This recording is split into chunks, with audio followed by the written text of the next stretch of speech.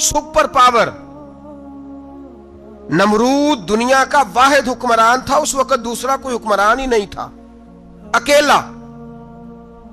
अकेले हुक्मरान से जाकर टकराए, कोई साथ फौज नहीं थी, कोई साथ उनके ताकत बज़ाहिर दुनियादारी की कोई नहीं थी, पर हजरत इब्राहिम जाकर टकराए और मेरे रसूल पाक सल्लल्लाहु अलैहि वसल्लम ने सनद बयान की, फरमाया अफदलुल जिहाद कलीमतुल हक इंद सुल्तानिल जाबिर।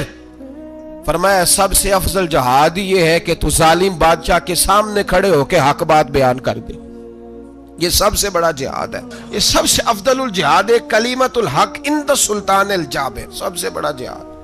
हजरत इब्राहिम खड़े हो गए, सुपर पावर से टकराए।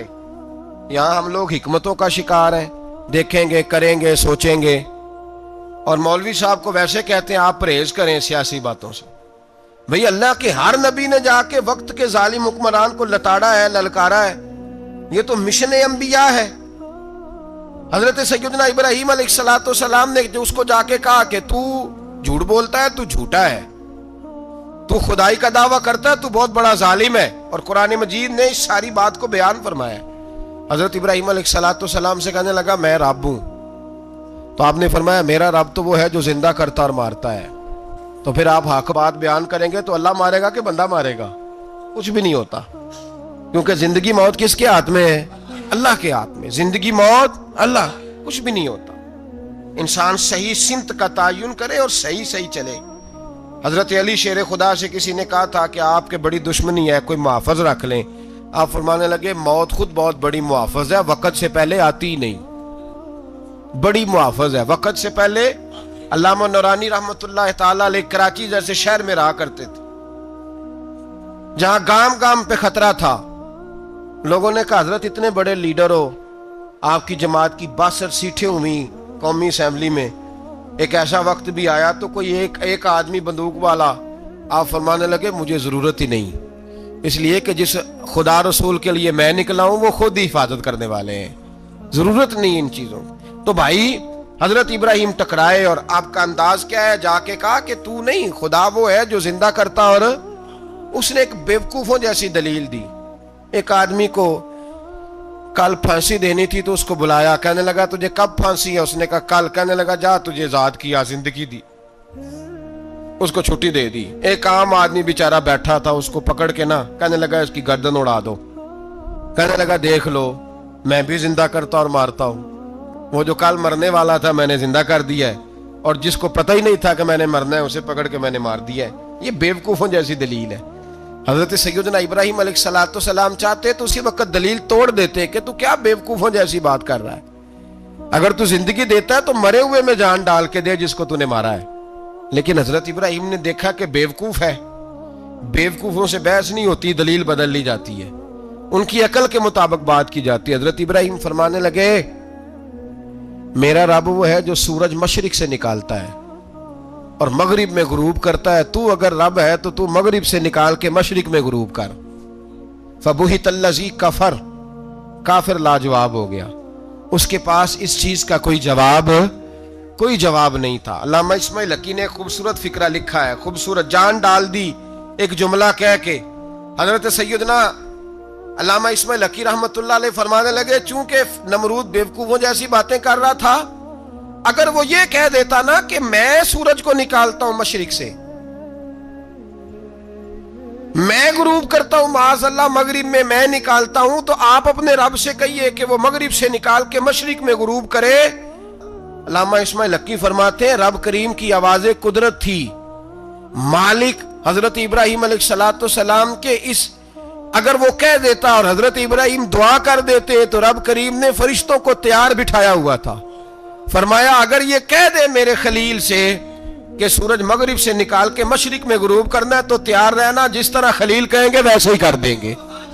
वत्तखज़ल्लाहु इब्राहीम खलीला, इब्राहिम हमारा दोस्त जो हुआ, जैसे कहेगा वैसे कर देंगे। हजरत सैयदना इब्राहिम अलैहिस्सलाम की बातों का जब जवाब ना दे सका, दलील नहीं बंदा देता, फिर लड़ाई करता है, फिर झूठे मोटे एतराज करता है। दलील खत्म होती है तो लोग जातियात में उतरते हैं, कहते हैं ये खांसता सही नहीं, देखता सही नहीं। दलील खत्म, अब जातियात पे उतरे, کہنے لگے مجھے پتہ چلا ہے کہ یہ فلانی جگہ گیا تھا تو وہاں جا کے اس نے اس طرح کیا ہے۔ پھر لوگ ذاتیات پہ اترتے ہیں، جب دلیل کا جواب دلیل سے نہیں دے پاتے پھر ذاتیات پر اتر کر حملے کرتے ہیں۔ حضرت ابراہیم کے دلائل کا جواب نمرود نہ دے سکا تو کہنے لگا کہ اس کو آگ میں ڈال دو۔ قوم گئی ہوئی تھی ساری، آپ نے بات سنی ہوئی ہے، میں نے صرف اشارہ دینا ہے، میلے پہ تو حضرت سیدنا ابراہیم علیہ السلام نے سارے بت توڑ دیے، کلاڑا بڑے بت کی گردن پہ رکھا، واپس آئے کہنے لگے بت کس نے توڑے ہیں؟ تو فرمایا اس سے پوچھ لو جس کی گردن پہ کلاڑا ہے۔ کہنے لگے یہ تو بول ہی نہیں سکتا، تو فرمانے لگے بڑے بیوقوف ہو جو بولتا ہی نہیں، سنتا ہی نہیں، اپنا آپ نہیں بچا سکتا، اس کی پوجا کرتے ہو؟ کہنے لگے پکڑو دلیلیں ختم ہو گئی، اس کو آگ میں ڈالو۔ بہت بڑی حویلی 45 فٹ مربع پہ مشتمل ایک حویلی بنائی گئی اور 45 فٹ اونچی۔ مختلف روایات، علامہ اسماعیل حقی کہتے ہیں کہ 3 مہینے تک نمرود نے کہا کہ اس کے اندر لکڑیاں ڈالو۔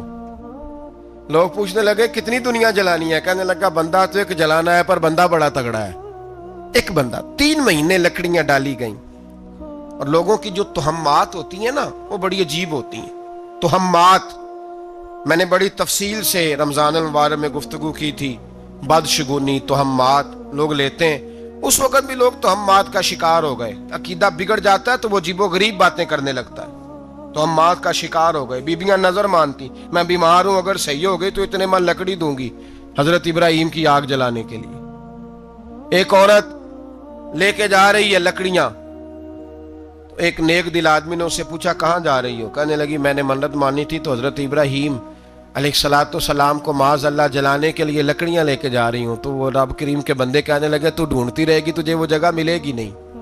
وہ بی بی کئی مہینے گھومتی رہی، جگہ ہی نہیں ملی جہاں لکڑیاں ڈالنی، ماری گئی۔ تہمات کا شکار ہوئے بہت سارے لوگ، تہمات کا۔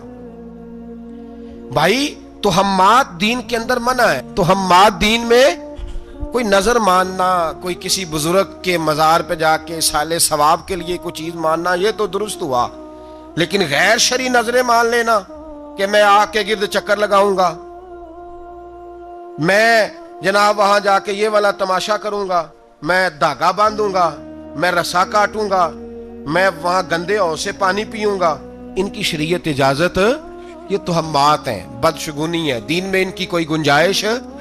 آپ نظر ماننے سے پہلے بھی کسی عالم سے رابطہ کریں کہ میں منت مانگنے لگاؤں تو کیسے ماننی چاہیے، کا طریقہ پوچھیں، ایسے ہی غلط چیز کی منت تھوڑی مان لی جائے گی۔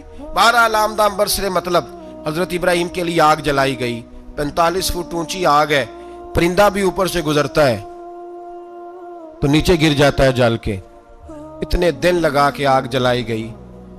اب حضرت ابراہیم کو جلایا جانے لگا ہے۔ یہاں تو موجے ہے نا، جو کسی ادارے کا سربراہ ہے اس کے لیے موج ہے، کسی جگہ آفیسر بن گیا تو موج ہے، پیر صاحب کے لیے موج ہے، علامہ صاحب کے لیے موج ہے، خطیب صاحب کے لیے موج ہے۔ جلنا کس کو پڑتا ہے؟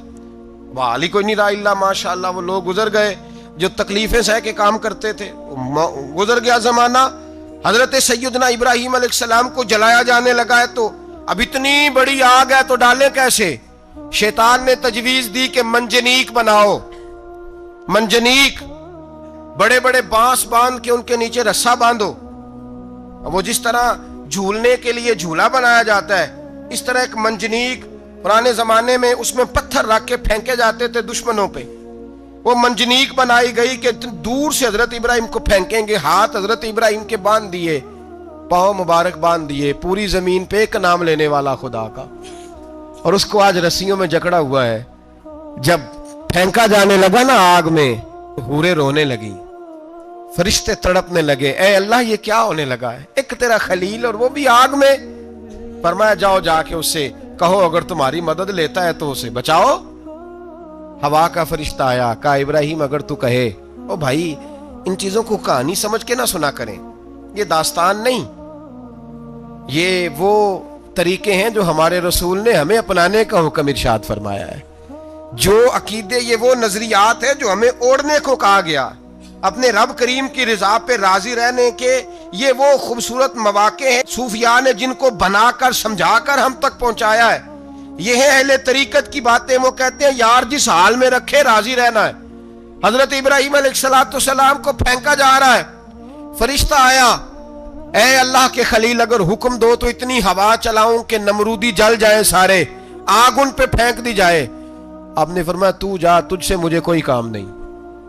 تھوڑی دیر کے بعد پانی کا فرشتہ آیا, کہا حضور اتنی بارش برساؤں گا کہ آگ بجھ جائے گی. فرمایا تو جا, تجھ سے کوئی کام نہیں. اب جب منجنیق میں رکھ دیے گئے, آگ میں جانے کا لمحہ ہے, تیاری ہے, حضرت جبریل امین حاضر خدمت ہوئے. کہا ابراہیم کوئی حاجت؟ فرمایا تجھ سے کوئی نہیں. کہا چلو مجھ سے نہیں تو رب کریم سے ہی بات کر لو, مجھے پتا ہے میں چھوٹا ہوں, آپ مجھ سے مدد کیوں لوگے, رب کریم سے ہی بات کر لیں. تو حضرت ابراہیم کہنے لگے جبریل یہ بتا, رب کو نہیں پتا اس کا خلیل کس حال میں ہے؟ اسے نہیں پتا میں کس حال میں ہوں, میرے ہاتھ بندے ہیں, پیر بندے ہیں آگ میں, اسے نہیں پتا. بتایا تو اسے جاتا ہے جسے خبر نہ ہو. تو اگر اسے پتا ہے تو اگر وہ جلانے پہ راضی ہے تو میں بھی جلنے کو تیار ہوں, میں تیار ہوں. اسے کہو ٹھیک ہے. حضرت سیدنا ابراہیم علیہ السلام کو منجنیق میں ڈال کے جو پھینکا آگ میں, یا نار کونی بردم و سلاما علی ابراہیم, اللہ نے فرمایا اے آگ میرے ابراہیم پہ ٹھنڈی بھی ہو جا اور سلامتی والی بھی ہو جا. حضرت ابراہیم کو 2 فرشتوں نے بٹھا دیا زمین پہ. پھول کھلے ہیں, کونپلیں مہک رہی ہیں, کلیاں خوشبو دے رہی ہیں. حضرت ابراہیم نے سر سجدے میں رکھ دیا, سبحان اللہ والحمد للہ ولا الہ الا اللہ واللہ اکبر. حضرت ابراہیم اللہ کی تسبیح پڑھنے لگے, رب کریم کا شکر بجا لانے لگے. نکلے وہاں سے, کچھ دن گزر گئے, نکلے, حکم ہو گیا ابراہیم علاقہ چھوڑ دو. حضرت ابراہیم علیہ السلام وہاں سے نکل کے مصر آئے, چچا کے پاس ٹھہرے.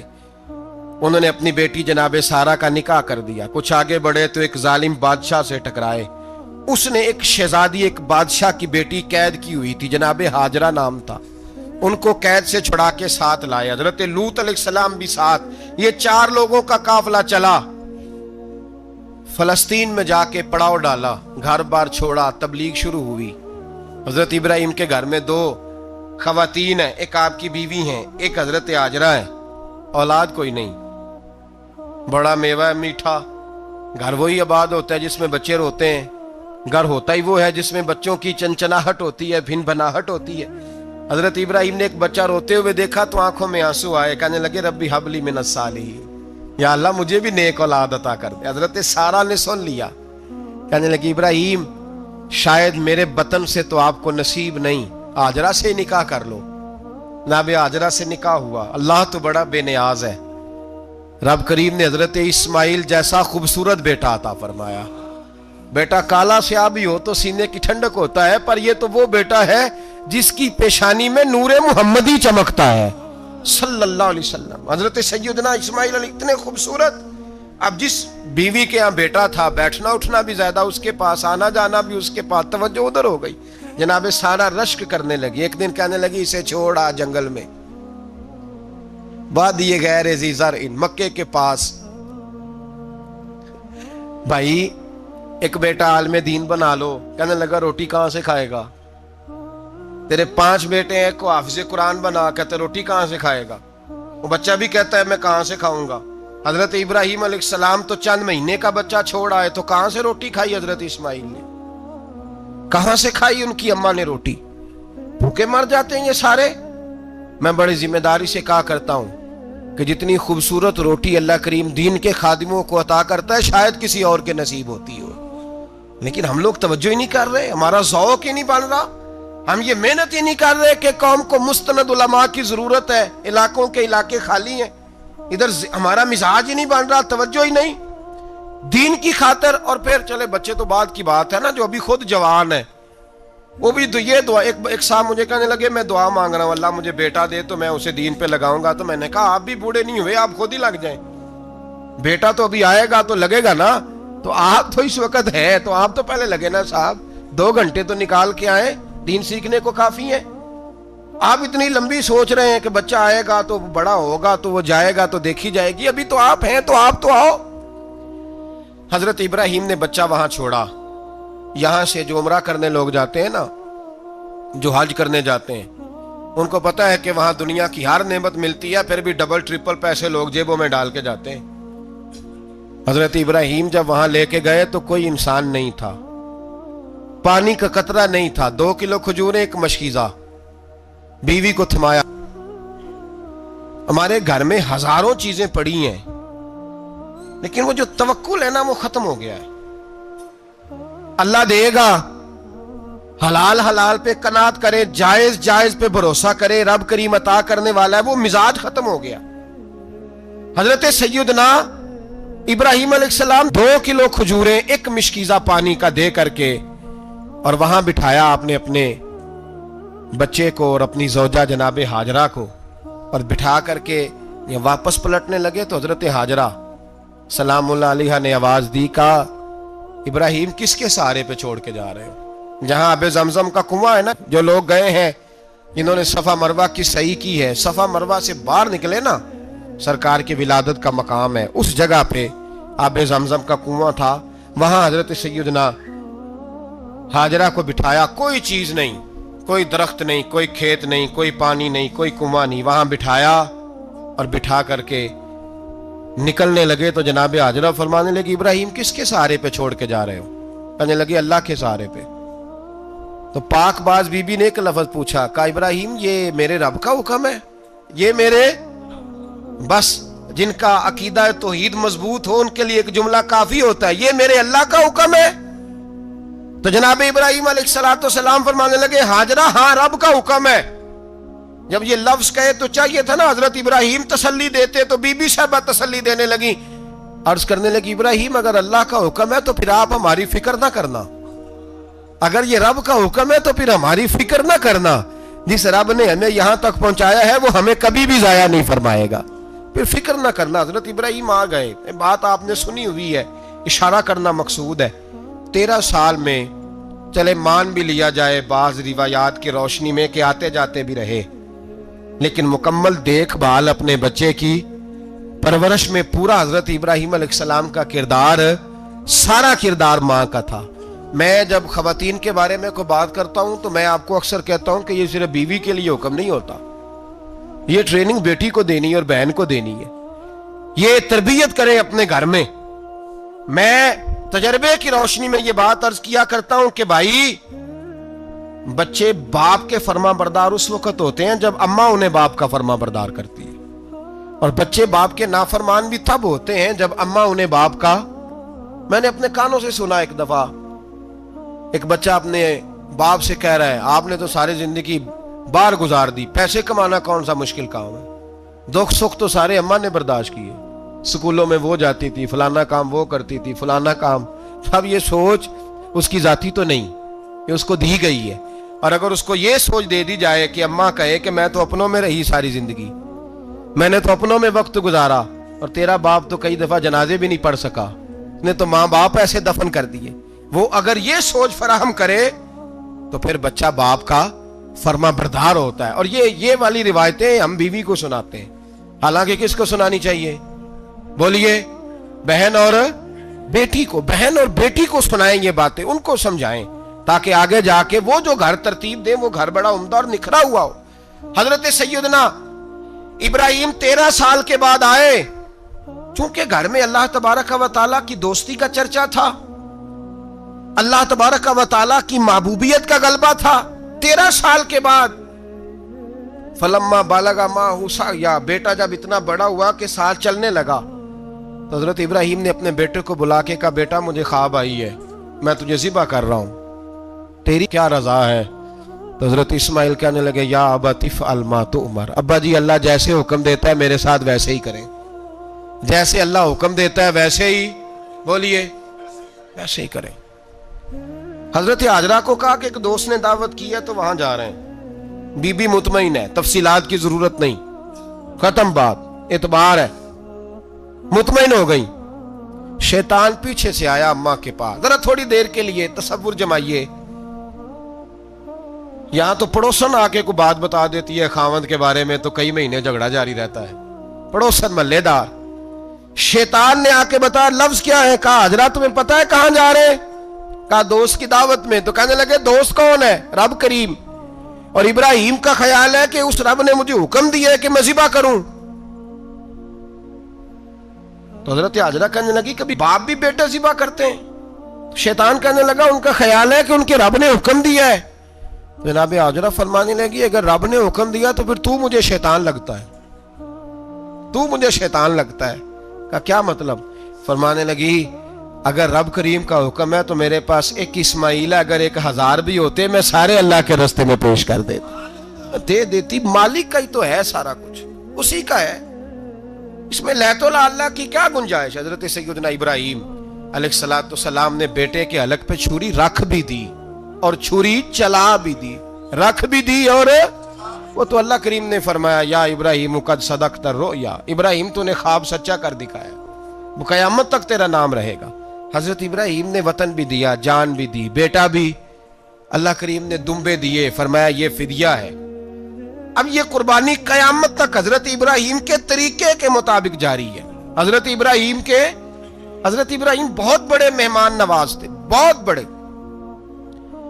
آپ جب مصر میں قیام تھا تو بڑے بڑے لمبے چوڑے لنگر پکتے تھے, لوگ آیا جایا کرتے تھے, بڑا تفصیل کے ساتھ کھانا ہوتا تھا.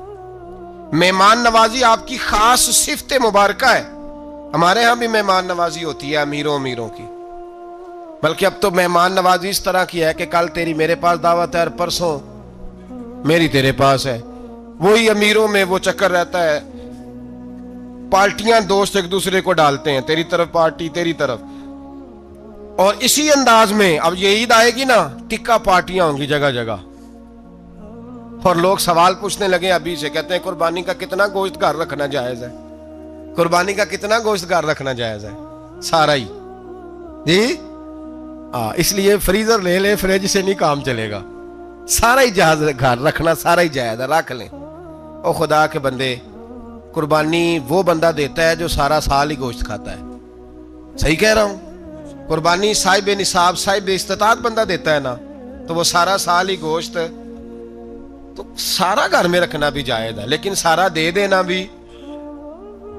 تو جو آ رہی ہے اس پہ کیوں توجہ کرتے ہو, جو دوسرا جائز ہے اس پہ کیوں نہیں عمل کرتے؟ سارا تقسیم کر دیں, بات ختم ہوئی. یقین کریں محرم میں جا کے دوست ٹیلی فون کر کے سوال پوچھتے ہیں, کہتے ہیں صاحب سنا ہے قربانی کا گوشت محرم میں کھانا جائز نہیں. میں کہ نہیں, ربیع الاول چ بھی جائز جے, رجب رمضان تک کھاؤ, کوئی بندہ نہیں منع کرتا. اس لیے کہ کسی کو دینا تو پسند ہی نہیں. یا پھر اس میں سے جو خاص چیزیں ہیں وہ اپنی فریج میں, اور باقی جو ہے وہ دوسروں کے لیے. یہ کیا طریقہ ہے ہمارا؟ اور اسی پہ عمل ہے. اللہ تبارک و تعالی ہمیں سمجھنے کی توفیق عطا فرمائے.